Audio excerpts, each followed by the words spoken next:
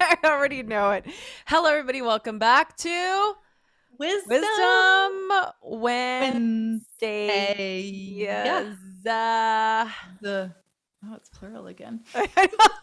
It fucking changes every time. I love it. I love that it's plural again.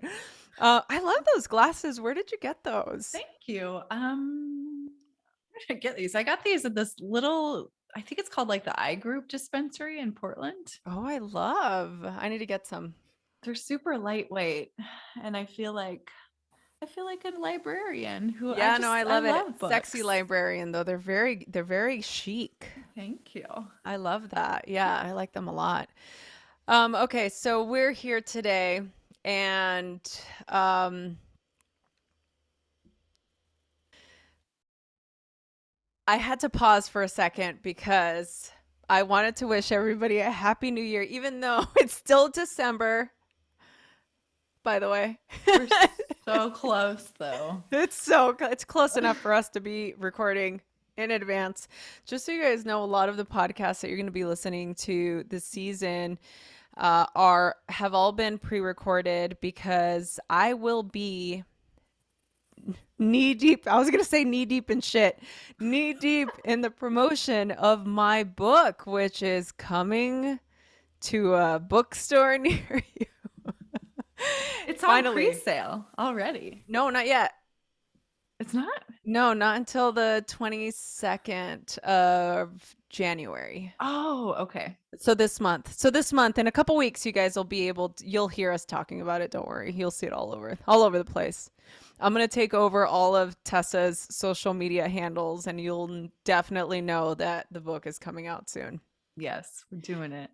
So I'm excited about today's topic because I feel like we can both speak to this. So do you want to share with everybody that's listening what our topic is today? By the way, yes, Happy New Year to everybody. 2022 is going to be your year. Let me tell you something. You, the radically loved listener, our community, we love you so much. And I want you to know that I read still every single email that comes into our inbox, info at radicallylove.com. I read every single thing. And just because I don't respond to it doesn't mean I don't see it. I see every single thing because number one, I'm a control freak.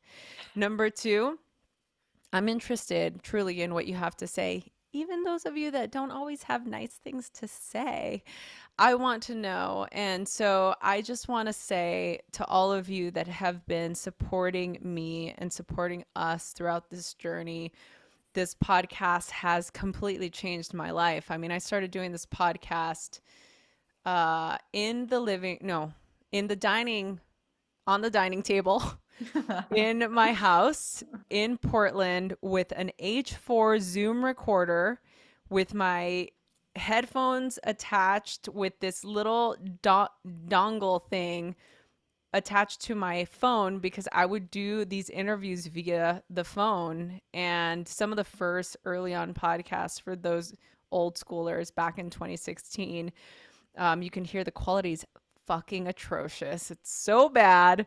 But yeah, like we've come a long way, my friends. Book deals and summits to come and brand partnerships and all of the things have been making this little koala bear very, very happy. And I wouldn't have been able to do any of that if it wasn't for you, for your engagement, for the reviews that you're leaving, for the emails that you're sending. So I want to start off 2022 to say by saying thank you to all of you that support us and have continued to support us. And hello and welcome to those of you who are new to the podcast.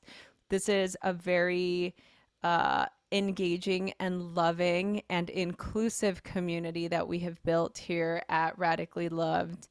And I am just honored to be spending a little bit of time with you. So, wherever you are in your day, whatever you're doing, however you're listening to this or watching this video on YouTube, I just want to say thank you and I appreciate your time. And I hope that you really gain some value from these conversations. So, that's how I want to start the new year. That being said, Tessa is going to guide us. And for those of you that don't know, again, if you're new to the podcast, Tessa and I have known each other for since about then. I don't actually remember what year it was, Tess. Uh, 2015. oh wow. So 7 2015, years. Tessa was my student. And I like stole her from her own life. I was like, you belong with me.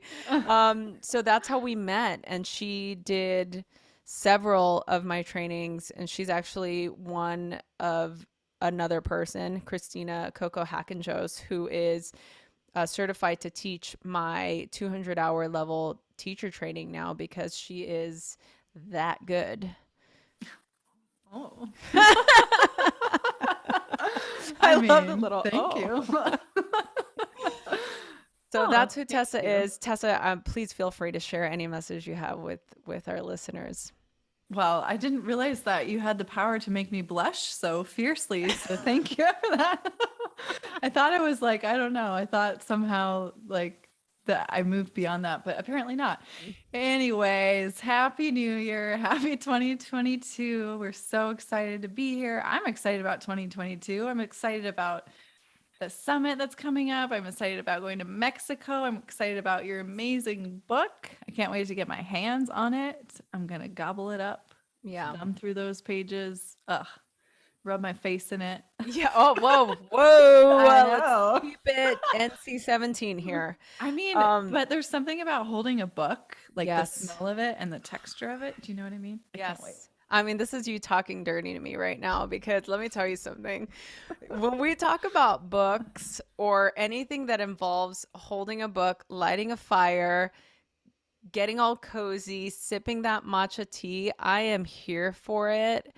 I am just wrap me up in that blanket. I'm ready for it. I'm here for it. I'm into it. I want all of it. And yes, let's do this. I'm going to be recording my audiobook next week. So, and I know respectively when you all are listening to this, it's the first week of January. So, yes, it will be the following week, second week of January. I'll be recording my audiobook, which, man, I can't even believe that this is a real thing. I remember I was in the studio in my former life, with my former career, being with the person I worked with, and they were recording their audiobook. And I just remember sitting there in the lobby, just like watching and listening and thinking, toying with this fantasy. Wow, like, what would it be like to write a book and to be Mm. on that side of the booth and to be reading my words?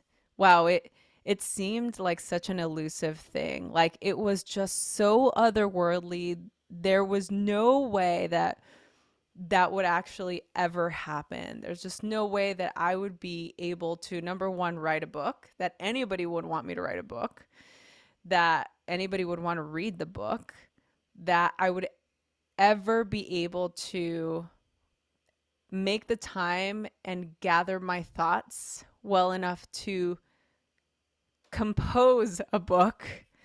And the fact that it's happening 10 years, exactly 10 years later, from that thought to the week that I'm going to be recording this audiobook, 10 years from that small little seedling of a thought to then is just wild. Manifestation works, dreams do come true. Make your dreams into reality. 101. That's our Yeah. next course. Oh, I love that. Well, and it's really good follow on to Sherry's. She kicked us off this Yeah. week with this idea of like you two were talking about comparison and she was like, well, when you see somebody out there who has something you want, Mm, like what what are they doing, what are their qualities and characteristics? Can you look at it yes. from that lens of curiosity and willingness to explore, like what is that step-by-step process? Because if they did it, you can do it. If they Truth. did it, you can do it. Yeah. And you figured it out. Look, you did it. Yeah. Yeah. I mean, Sherry Salata is my spirit animal. Make no Oh, mistake. I she's so mean, good. she is just a force and I love her and her story is so incredible and I love that. Talk about curling up by the fireplace with the book. That was such a fun read for me. I loved every single chapter. I consumed that book. I read it in 2 days, Mm. and it was incredible. And also the audiobook was really good. Side note, just a little extra shout out there for Sherry's book. And if you didn't catch the interview, it's the one right before, two right before this one. I don't know, right before this one. It'll be here. Just either the one right before this or the one right before that.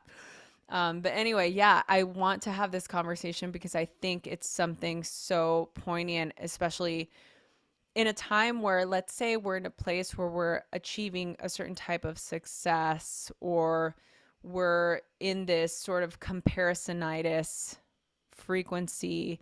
Um, yeah, like, what do we do? I mean, I feel like there's so many layers to this question, right?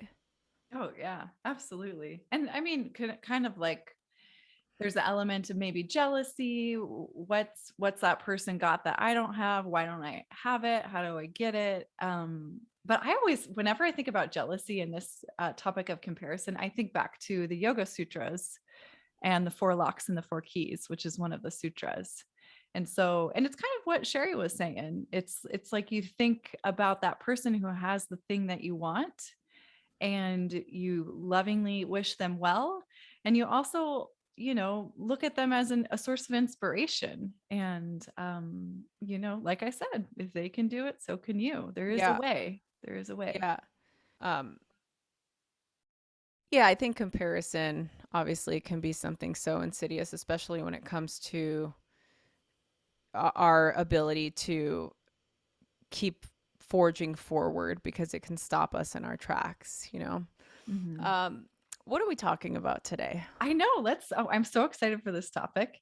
So, on a broad level, Okay. falling in love, Oh, the yes. overarching theme of falling in love, which do you just love hearing people's falling in love Oh, stories? obsessed. My favorite Yes. thing ever. I also love telling mine. And uh, then we had a really great question from a longtime listener, Okay. plus a fan of Wisdom Wednesdays. Oh, And the specific question is, how do you respond to someone wholeheartedly saying, I love you, when you don't feel the same way romantically, or at least not yet? oh man. Right? Ugh. Oh, oof.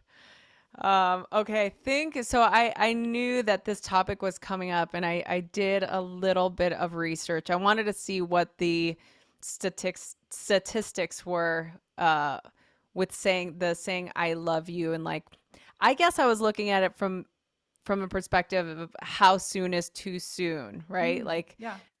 in 2020, OkCupid data on 6,000 people shared with Mind Body Green that 62% of people think you should say I love you as soon as you felt it, whereas 22% think you should wait several months, and 3% think you should wait at least a year. And on average, I think what it said is that they found that the typical range was about 3 months.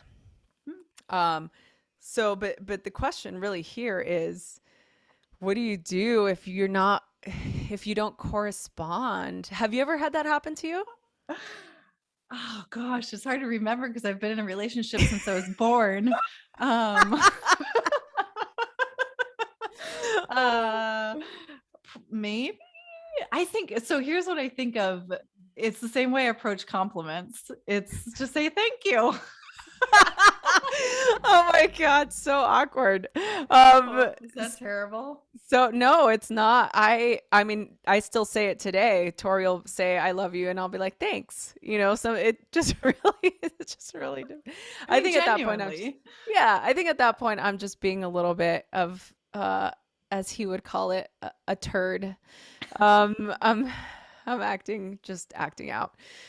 But I, I, I don't ever remember being in that. Oh, you know what? No, I have been in situations where the person, and again, because it's ancient history, right? I'm like Tessa, I've been in a relationship since I was a toddler. Tori and I have been together for almost 19 years. So this would have been back in my late teens.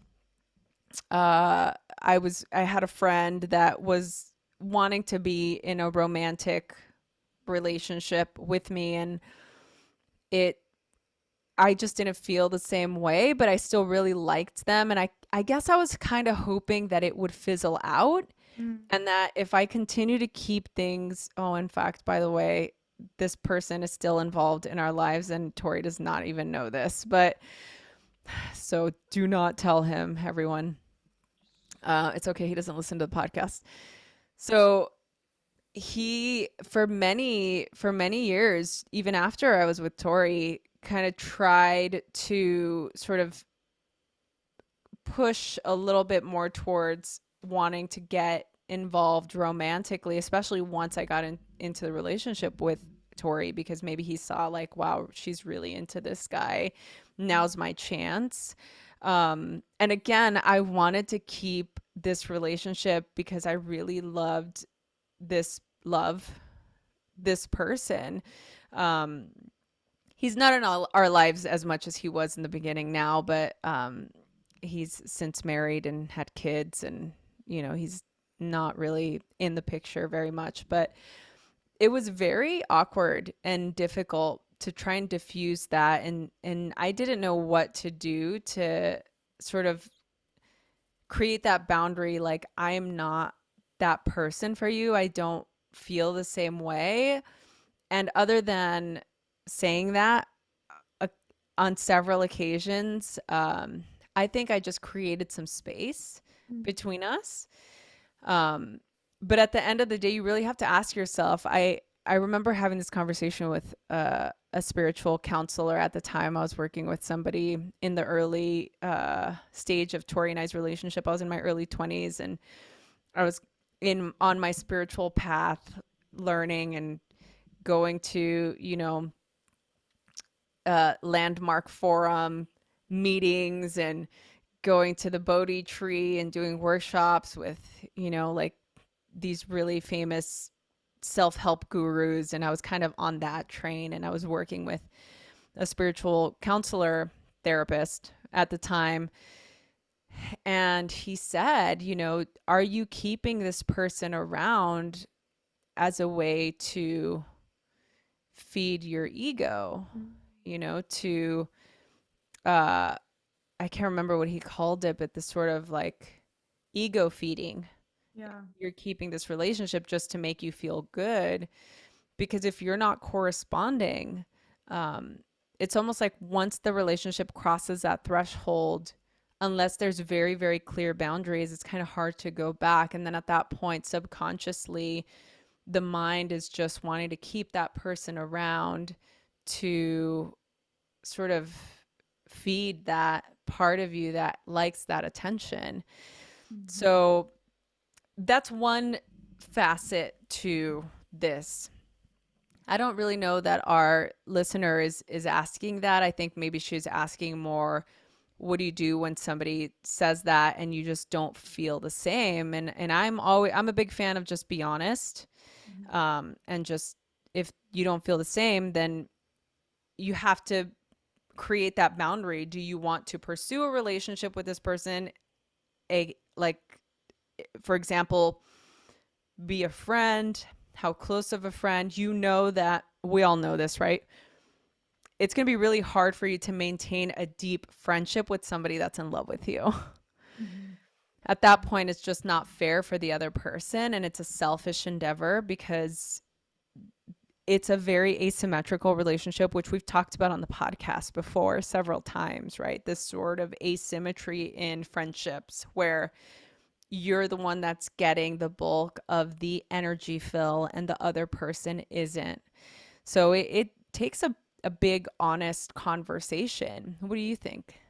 Yeah, I mean, that's where I was going as I was listening to you talk in my head too. It's like, how do you have that conversation from from the place of honesty but kindness? Obviously, we're talking about a very sensitive subject where feelings are laid out on the table and one person's opening themselves up in a very vulnerable way. So meeting that energy in a way that's kind and loving and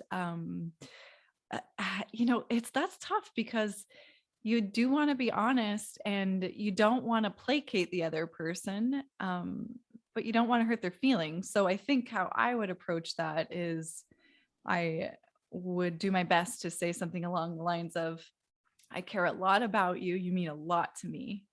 I don't feel ready to say I love you yet, at least not in that the way that I think you mean it. And what Mm, I think, and probably what I would want to do is clarify, when you say I love you, what does that mean to you? I'd probably want to clarify yeah, I like that. that.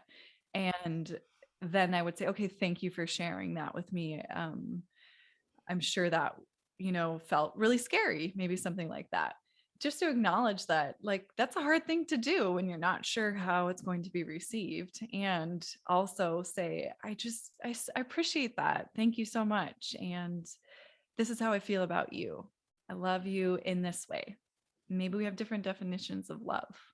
Yeah, oh, I love that. That's a very um, open-ended way of broaching the subject because you're not making the other person feel bad for saying it. You're also not um, rejecting them. You're just wanting to create more context, which I totally agree with 1,000%. I guess maybe because I'm very like, nope, like I gotta close this door. I'm like, nope, like this is not okay, or this doesn't feel right. Because I don't ever want to lead anybody on. I Yeah. don't ever want to create that space where I'm feeling like I'm putting myself in a dangerous position, or I'm putting somebody else in a position where they can potentially get hurt. So, Yeah. That's smart. wow, what a great question. What a great topic. And on that note, I'd love to share your in love story. Ooh, okay. Well, first I have to, before we started recording, I was mentioning something to you about when I was a kid. I was like Oh, yes, 16. please. And then I was like, oh God, I want to get this. And then we started Yeah. recording and then I went on a tangent. It does have to do with being in love, but I think there's a difference here. And this is very much under the umbrella of falling in love. The difference between being an adult relationship and puppy love, right? So I was 16. I was in a long-term monogamous relationship. I was with this guy for 6 years. And my parents were terrified that I wasn't going to like go out and explore the world and date other people. So we had a serious talk where they were like, Tessa, Oh, you really need to think about your decisions. I think they were also scared that I was going to get pregnant, oh, which is fair to yeah. think about as a parent. And it was so funny.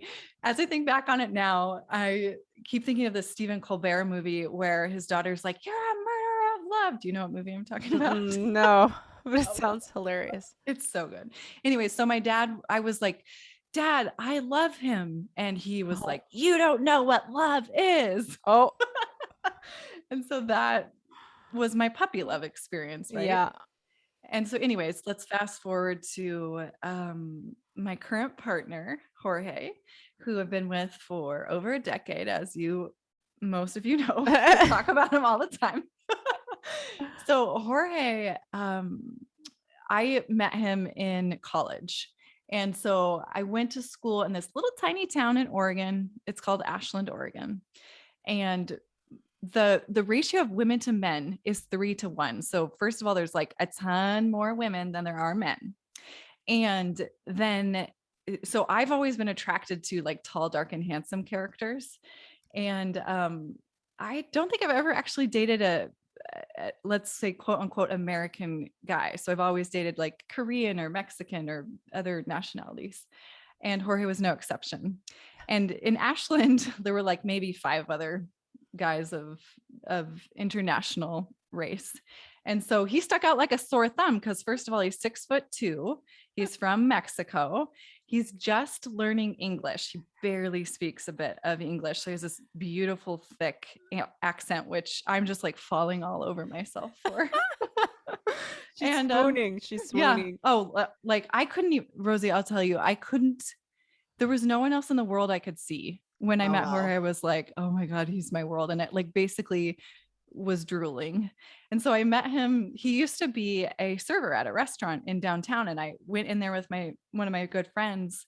We were sitting there at the table and he came over to refill our coffee. And I was like, oh my God, who is that? Adonis.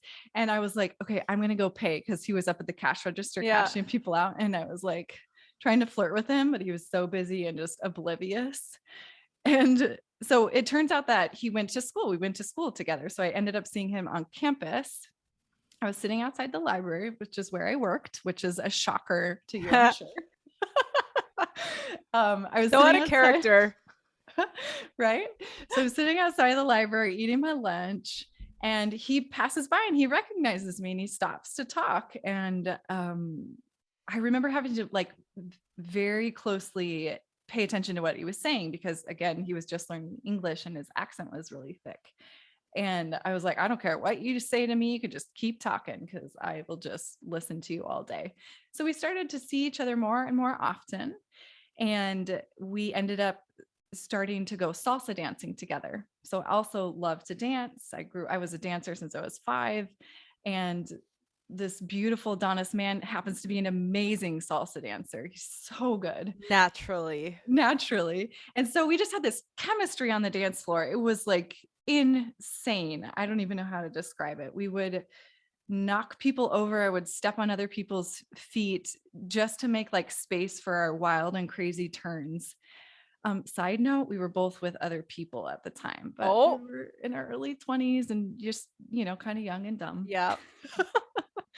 But we were just Living friends, free. right? We Living were just free. Living friends. free. Yeah, yeah. You're just friends. So I find out like maybe a month or two into dating him that he's not only living with his girlfriend's parents, Oh. and also they are the only reason that he's able to be here really because they're his host family. So he was an exchange student. Oh. So his relationship with them was very important and he didn't want to compromise that. Oh So no. as he starts hanging out with me, he's like, oh, this is my English tutor. Tessa's my English tutor. She's just my English tutor.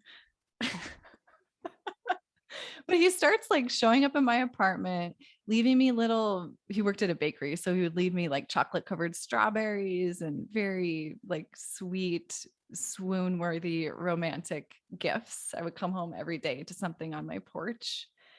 And eventually the other people fell away, as makes a lot of sense, right? And gosh, thinking back to like how long does it take to say I love you to someone? It was a whirlwind Yeah. romance. We probably said I love you within the 3 to 6 month Oh, mark. okay. Yeah. Um, and yeah, man, that boy Oh stole man, my heart. I love this story and I've heard it before, but I feel like every time I catch the new elements, the thing that's been persistent is that we were both in other relationships.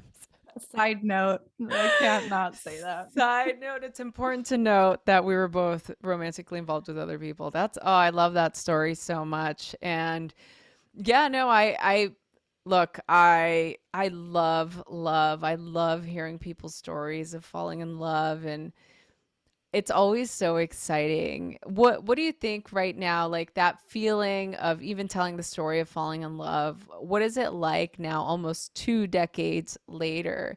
Do you still feel the same way? Do you feel like it's changed over the years? Do you still get excited? Like, what is your experience now? Oh, that's such a good question. I love that. As I retell the story, I'm filled with so much energy and excitement, and just that was one of the best times in my life. I was dancing, I was in college, it was the first time I was living on my own. And then I meet this beautiful man who I sometimes when I look at him still, I'm like, that guy wants to be with me. That guy, he could be a model. And so By the way, everybody, they're both models. You see them walking on the street, they're just like both beautifully fit. They're both tall, and they literally look like they just walked off a magazine shoot. Continue. thank you. Yeah, so he is, over the years, what I've realized is that I chose really well because goddamn, he's a good partner. He likes to clean like no other. He loves to do the dishes. He is willing to like get up in the middle of the night and do the thing of like picking up your drunk friend. Although he Oh, might grumble a little bit, but he's just a good man and such a like an amazing provider. So, and of course, we've talked about this a ton. We've had our ups and downs. We've learned so much, but I couldn't pick a better partner. It's yeah. I got Oh, lucky. I love that so much. And you guys really are. I mean, Jorge is such an incredible man. I mean, he really is like such a stand-up, loving, big-hearted human being. And I mean, I really couldn't think of a better partner. You know, you guys both complement each other really well, and I think it's just you guys have a really beautiful relationship and it's great. Mm, thank you. Ah, swoon. On that note, I will not be sharing my in love with story because it's in my book and I share it at length. Um, some of you are like, wah, wah, wah. Some of you have heard, I mean, if you want to listen to Tori and I's actually story, I've interviewed Tori for the podcast, so I'll just post that in the show notes so you guys can listen to us just banter back and forth about our relationship and all our issues. Um, and so on. But we, like he's my person. I love him. I always say Tori's more of a yogi, even though he doesn't practice yoga or mindfulness or anything. He's more of a yogi than I'll ever be. And it's just part of his nature. He's just such a good, kind, loving, um, really loyal, devoted human being. And I did something right in the past life, is all I have to say. Mm, that's So so good.